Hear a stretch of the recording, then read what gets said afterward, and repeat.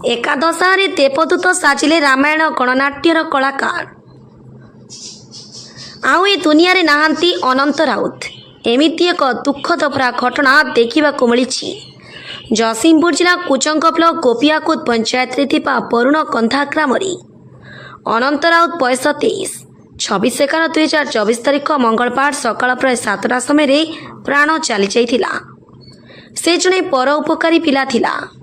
स्वर्गत अनंतंक बापा जयराम राउत जने मानसिक विकृत। तांको परिवार एबे अंधकार मध्य जमी पाड़ी और पक्का घर नहीं। तांको परिवार पक्षर सरकारी और बेसरकारी साहाय्य करबा पई आकुल निवेदन करिसेंती। आज स्वर्गत अनंत राउत को एक दशहरे बाबा लक्ष्मण गोस्वामी खरीकोठ रामायण गणनाट्यर समस्त कलाकार स्वर्गत अनंतंक बासभवन रे पहुंची तांकर अमर आत्मा पाई शांति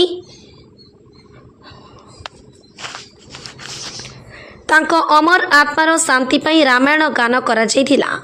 एही गणनाट्यर मालिक तथा पंचायत लोकप्रियता और युव समाजसेवी लीपक स्वाई नेतृत्व में स्वर्गत अनंत परिवार को साहाय्यर हाथ बढ़ाई।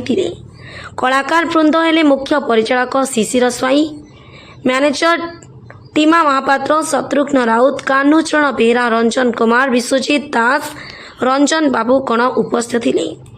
ग्रामवासी माने अनंतंक पई स्मृति सभा सहित हरिनाम संकीर्तन और भागवत गान करा जाउथिला।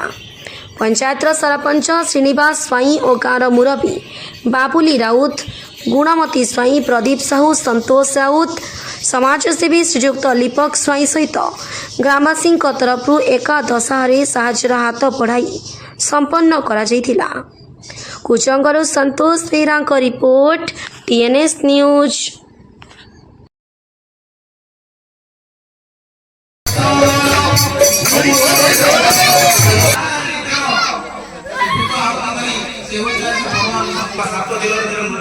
भागवत